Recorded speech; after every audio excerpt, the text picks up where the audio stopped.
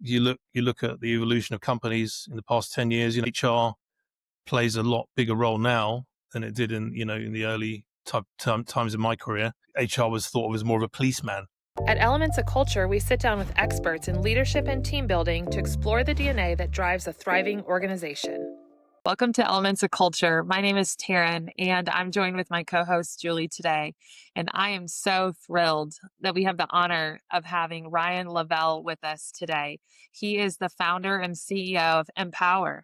It's an impact power with AI and tech, and he's going to go into all the details that his company represents. But also, Ryan is joining us from the Atrium World Trade Center in Amsterdam today. So I know you're having just a wonderful day, but welcome to the show. We're pleased to have you. Yeah, thanks, Taryn. It's a great pleasure to be here today. Absolutely. We're so thrilled. I know we've had a chat on many topics, but before we get into all of those topics and some personal things as well, do you mind to share with us a little bit about what Mpowa is, and then also just your own personal career journey and what's led you to where you're at today? Because you mentioned you're kind of in this digital nomad place and season of your life. So as a founder and CEO, what does that look like? And how did you get to where you are today? Well, it's a really long story. So, in the bounds of a podcast, I can't cover everything, but I'm going to try to give you the edited highlights. Perfect. So look, my journey starts in very humble beginnings. I grew up, I was born in Slough, England, of all places.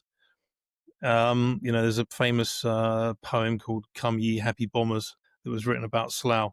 It's an industrial town in the sort of just west of London, basically. My parents split up when I was very young, and my mother moved down to live with her parents in the south coast of England. I went to, a regular state school, comprehensive school. But I was always, I was a bright kid. So I was kind of always a bit ahead of the class and, a bit cheeky and, always being told to be quiet by the teacher. So, I always kind of raced ahead of things at school, and, I was kind of probably in the wrong educational setting, to be honest. Should have been a private school, but, sort of got through my education. Then I, went off to study engineering in Manchester. I've had a love of, everything digital and computers. When the personal computer came out, I was all over it. And, I was even writing software at, 14. So my journey has been one of, watching the personal computer and now the internet revolution, right, from its very inception, and all the miracles that, have come from it.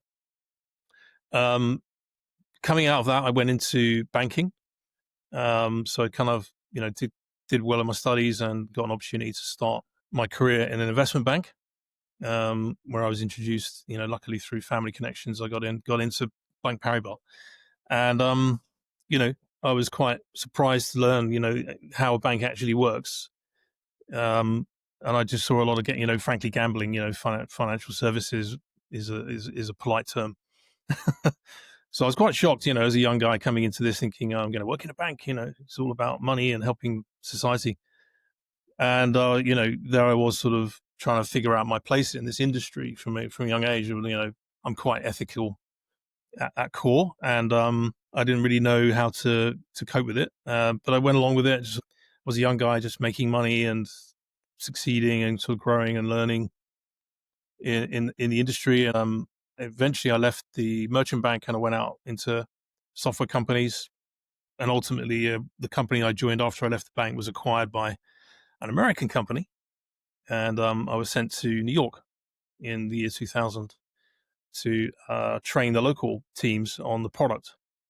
So this, led to certain events. I was actually in Manhattan on the fateful day of 9/11.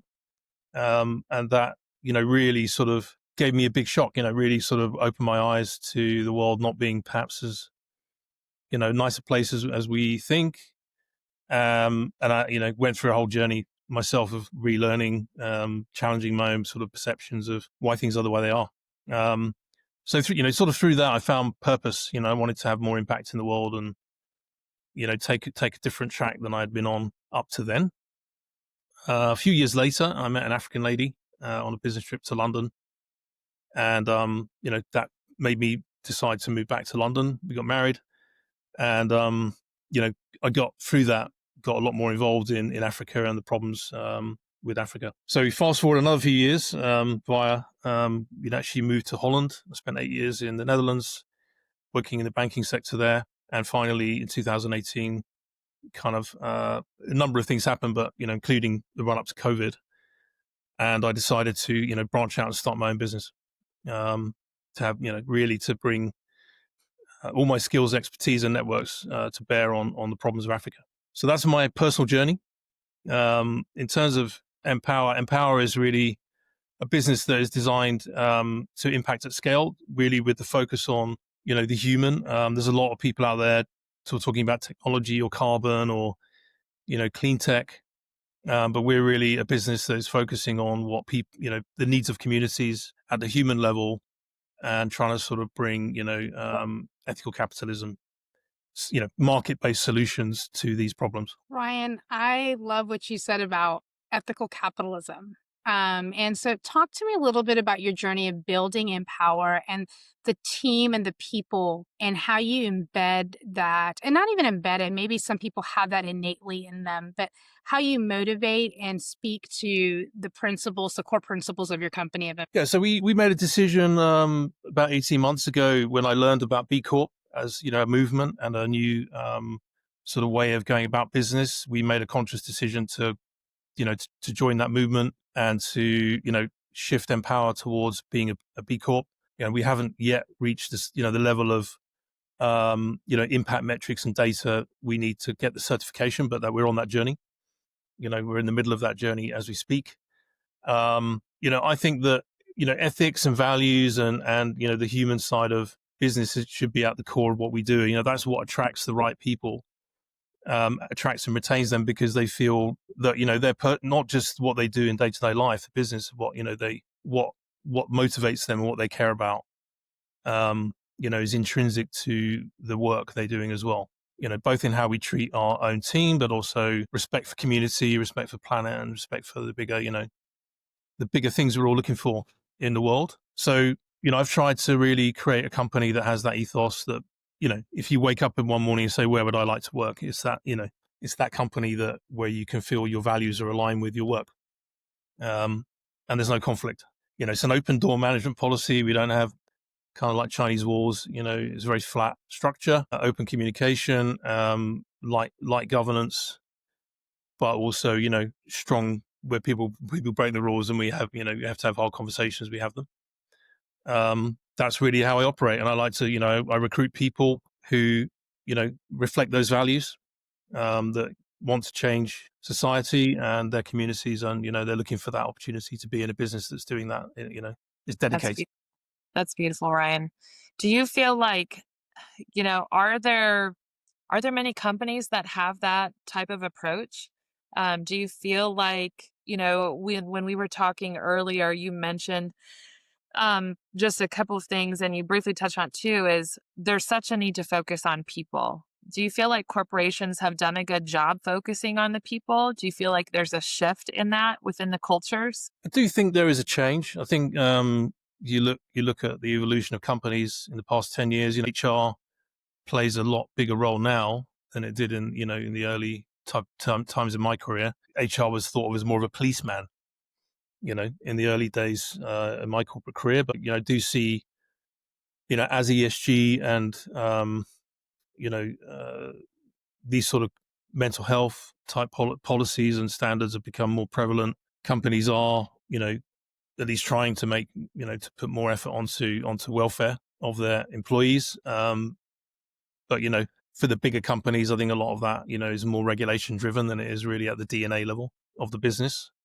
So, at least for me personally, having been through a lot of life traumas and challenges, and I know a lot of people out there also, experiencing these things, to have a leadership of a company, explicitly recognize these things and set up a company, with that kind of mental health first approach, that's becoming more and more important. Ryan, we had talked before the podcast a little bit about how you kind of got some training in mental health wellness.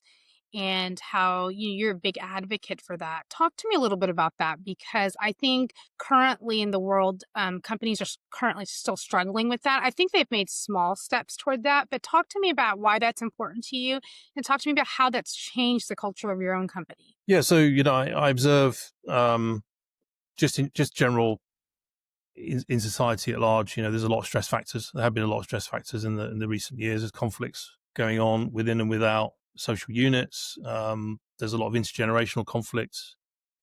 There's physical conflict going on, and we've had economic stresses and a lot of different factors that are negatively impacting mental health, and a lot of people don't feel they have the control over what's going on around them to have good mental health. So these stress factors are increasing, and I don't think that in general companies they have the tools to keep up with that problem. So for that reason, watching and seeing this, and having many cases of mental ill health, in my orbit, but also family, some family situations that I was faced with.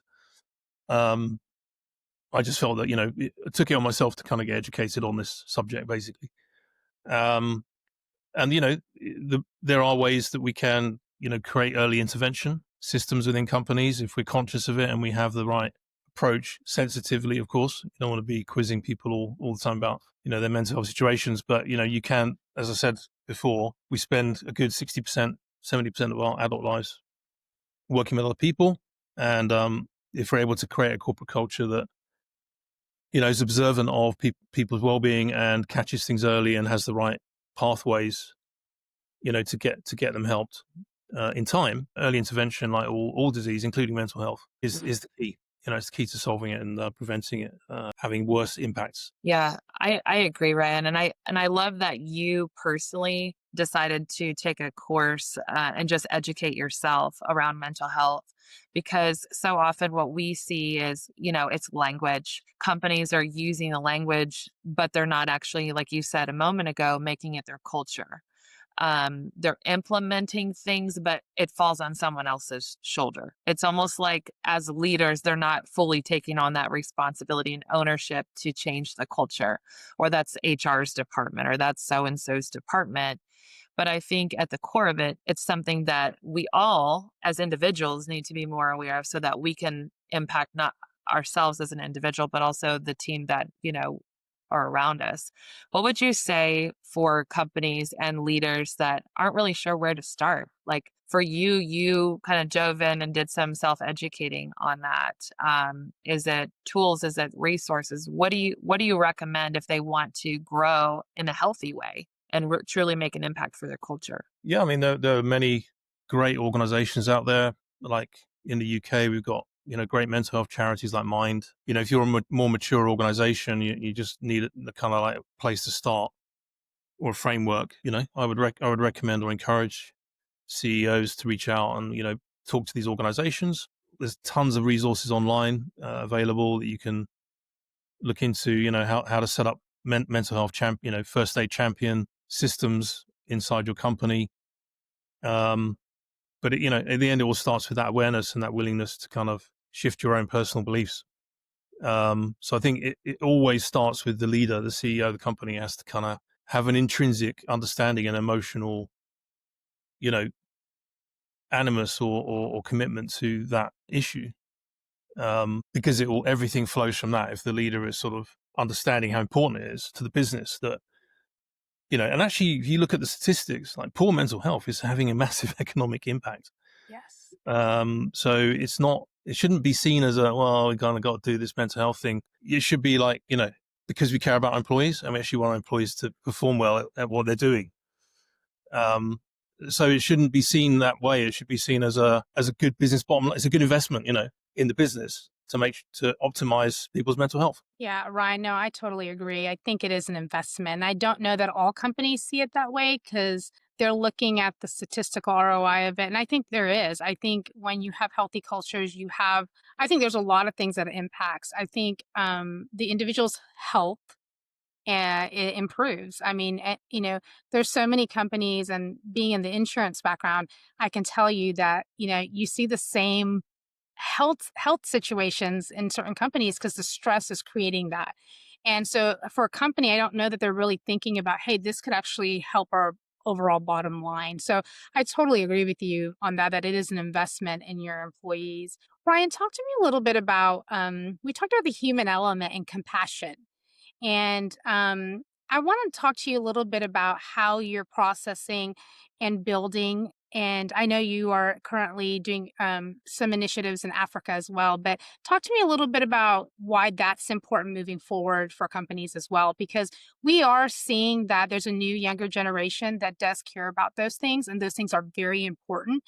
And so, talk to me a little bit about that. Yeah, so I think we've lived for certainly I've lived most of my adult life in, I think, in a kind of, let's say, an social economic model that it's pretty anti-human, really. And you can see the effects of that in all aspects of our society. We've done a lot of damage to the planet, we've done a lot of damage to human society, and we claim that's created the biggest, the most successful civilization in history, and look at all this wealth and private jets and all this. But really, I don't think that's true, because if you really count the cost of it, of the system, it's actually massively in deficit, even if you just look at it from a perspective of investment in infrastructure alone, never mind the human cost. So I think that I don't think the two things should be separate, that you can have compassionate way of doing business that respects people and communities they serve, while still making good profits. It comes back to the same point I was making about mental health, right? If people are happy, they're healthy, and they're functioning well, then they're productive.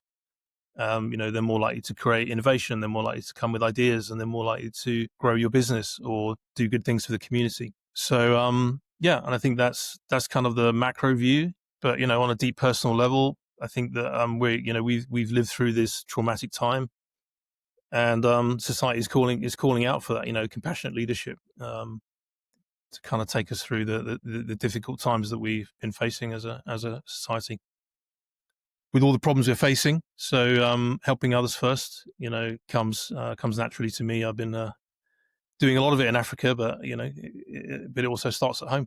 I've had, as I said, some experience of mental health in my family that really opened my eyes. Yeah, you mentioned compassionate leadership. It starts with us. It does start in the home. And I think that if we all, as a society, in the different nations that we represent, different businesses that we represent, if we all operated that way, and we took that approach, compassionate in our leadership, we're compassionate with those around us, the world would be a better place. And it does take self-reflection. I know we're talking macro level. I know we're talking about the individual as well. But when it comes to your team at Empower, Ryan, and the things that you are doing, um, whether it be on the compassion side or maybe it's a non-for-profit sector of the business, when it comes to the team, how do you go about? And obviously, I mean, we could sit here all day and talk about um, the things that we're discussing and compassion and empowering people. But when it comes down to it as a leader, what are the things that you are doing within Empower to encourage your people to take the same approach? Because at the end of the day, you're responsible for how you conduct your manner and business, but how do you translate that over into the team to really grasping that same approach? Our approach, at Empower is basically creating leaders. This is why, alongside, as I went along the journey of Empower about a year and a half ago, I had this sort of realization that actually I love coaching. I like coaching people, because number one, I like solving problems, and I really get a buzz when I solve a particularly difficult problem that someone else can't see. But then if in solving that problem, you really turn someone's life around, or you change their approach to a business issue or a family relationship issue or something, and then you see the light go on, that's powerful. So I branched out into initially life coaching, but then I went into professional business coaching, because I wanted to embed that skill in the company, so that I'm not really a CEO, I'm actually a coach of coaches, because that's then how we're going to spread this compassionate leadership model, by teaching people how to coach others. We shouldn't really be instructing In a mature company, it's really about coaching leaders and getting the best out of them. And how do you do that? It's like, without kind of teaching them to suck eggs. I don't want to hire a team of experts and then tell them what to do, but I do want to kind of coach them when they're getting it wrong and sort of course correct. So that's kind of more my style now. It's more light touch, but with coaching, when people run into problems or they, I can tell they're burning out or they're struggling, I'll step in and kind of, pull them out of it. Yeah. So love the coaching. That's Taryn and my soapbox here. We have, I think, the language for coaching and the rhetoric for coaching in corporate America. I don't know how efficiently it's happening. So talk to me a little about when you're coaching people, are you coaching them through just work stuff? Are you coaching them through character building? Are you coaching them through skill sets? How are you doing that? And what's your approach in that? Or is it always an individual approach depending on the person? Yeah. So I've gone through a complete coaching academy boot camp. Like, it's taken 9 months of training, and this framework is holistic. So it covers everything from core business competencies that need every business needs to have, and where they don't have that framework in the right way, then the business will fail. So business fundamentals. But on the human side, I've been taught a particular methodology where it's holistic. So you start with a problem that the problem that's stated by the coachee. I need to fix this, or this isn't working. And then you run through a method called coach, and it actually drills down into every aspect of the problem that may go into personal life, relationship, family issues, or impacts. So it's very, very effective at getting to the root causes and basically identifying the anchors and things that are preventing people overcoming it. And even in 15 to 20 minutes, if it's done properly, you can get results. So that's the method I use, and I've used it effectively already quite a bit with my team and people I've practiced on. So for me, it's still I haven't done it. I'm not doing it yet professionally.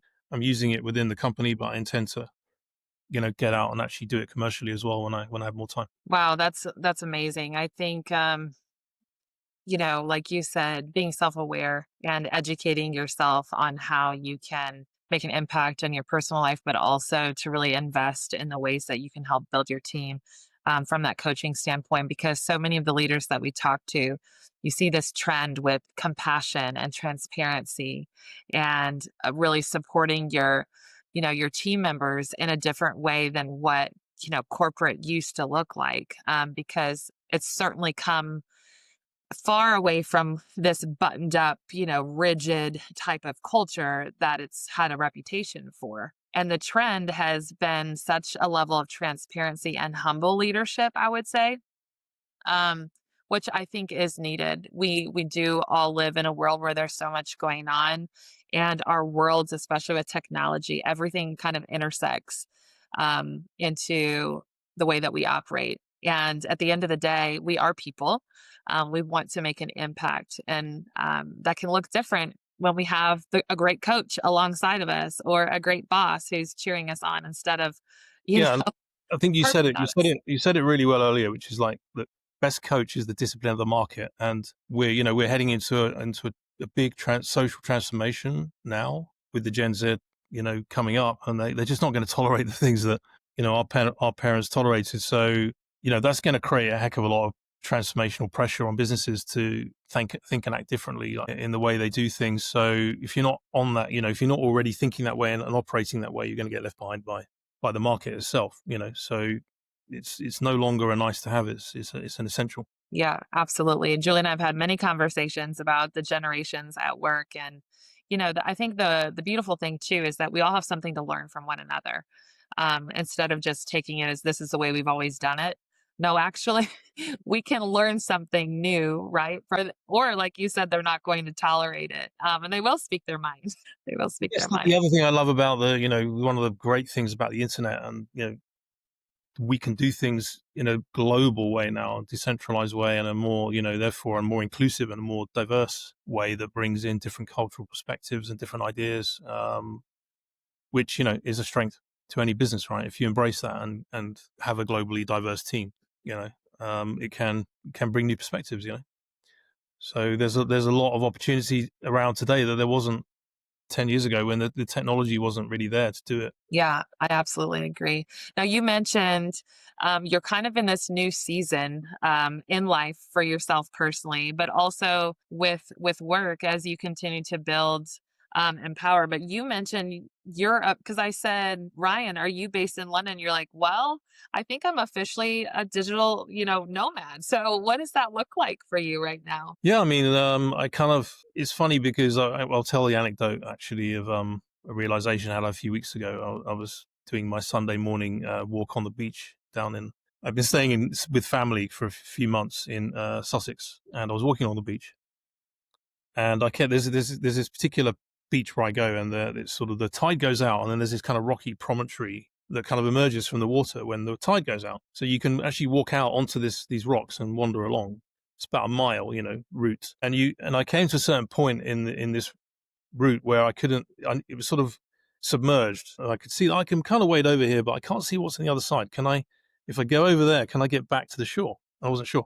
And then I was like, well, I'm just going to go anyway, and we'll see what happens. And then kind of into my head came that we walk by faith, not by sight. So I'm at that stage of life where, I put a lot of groundwork in the business and creating opportunities, and there's a lot of things about to kick off, and I can feel that. So I now have I have enough kind of confidence and faith to just go.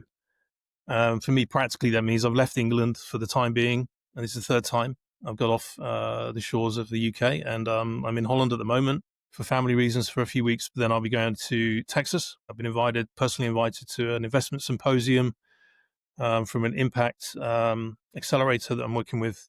There's a whole group of investors going to be there. So for me, it's just an early stage. I'm not actually going to raise money. I just want to get in amongst these people and, put the word out that we exist and that we're coming. And then from there back to Nigeria for a couple of months. We've got critical projects we're launching there. And then, it could be any one of a number of African countries from there for the next period, a few months. I don't actually know precisely where I'm going to be is the honest answer. I will let, the course of events direct my path. That's beautiful. Yeah, you mentioned a Bible verse, we walk by faith and not by sight. And I think that this is a season in life for many that we do have to walk by faith. And I think sometimes we don't always know what that looks like. But allowing the Lord to guide you in those seasons and your journey is so, so important. And it's clearly, I think, one of the reasons, Ryan, why you have this piece about the unknown, because sometimes I think fear can hold many of us back from taking those steps of faith or taking those risks or going to a new country or starting that business. And when you know that it's the right thing to do, not everyone's going to be in agreement with you, but there is such a level of faith that's required. Yeah. And I wouldn't underestimate it. In my case, it's taken 5 years. So, and I did not expect that when I started this company. It's been a real battle in some respects, but then, I sometimes look at it and I think the amount of time it takes is proportional to the impact it's going to have. And because of the scale we're doing this and, what I'm shifting with Empower, that I think sort of spiritually and otherwise is why it's taking so long to manifest it. Ryan, what do you want the legacy of Empower to be? That's a very good question. Yeah, I mean, we want to shift a couple of things, right? First thing, you want to shift the narrative about Africa and about developing countries in general, because there's a lot of this, stigma. These people are always, handouts. They want money. We want to change the narrative that, actually most people in these countries want an equal playing field. They want opportunity. So we want to change this toxic kind of, this toxic narrative that's going on around development aid or, non-profits or Africa in general, and give Africans a voice, with equality that they deserve, right? That's one. So if we can play an appreciable role in shifting that and bring some, more respect into the dialogue, that's be a big one. But also then the areas where African society and politics and grassroots need to change their mindset, and they do need to do more work on being sustainable and thinking about how what they're doing is going to be profitable and actually have revenue. that's another big aspect of our work. It's not just about carbon, it's about changing mindsets. So yeah, we really want to be catalyst in transformation, transforming multiple industries and people's mindsets on both sides of the divide, the people, the beneficiaries, the donors, but also the people that are receiving the funding. We want people to work harder on collaborating and, respecting each other. Wow, that's so good, Ryan. I commend you for being, number one, a compassionate leader, but also reflecting on how you can really truly make an impact and leave a legacy that's really changing cultures and nations. Um, Julie and I, on a personal note, our heart is to have the same kind of impact. And to be able to do that through business or through relationships. And I just think that that's so wonderful that you bring that to your team, and the way that you lead. I think, for us personally, we could probably have a conversation that would last, for hours. And hopefully we'll have the chance to do that sometime. But for this podcast, I just want to say thank you for joining us and for sharing your expertise on your approach, in leadership with Empower and just your journey in general. And I do wish you all the success as you put your hands to the plow, as you continue to build and connect with the right people. It's just been it's been a great conversation. I really want to thank you again, and thanks for the opportunity. And to everyone out there, believe in yourself. Honestly, that's all it takes. I'm not coming from some remarkable background. I'm just someone who decided to get up and do something and just refuse to accept the status quo. That's the message. Yeah. Love that. Thank you so much, Ryan. We really appreciate you joining us. Pleasure. Thank you.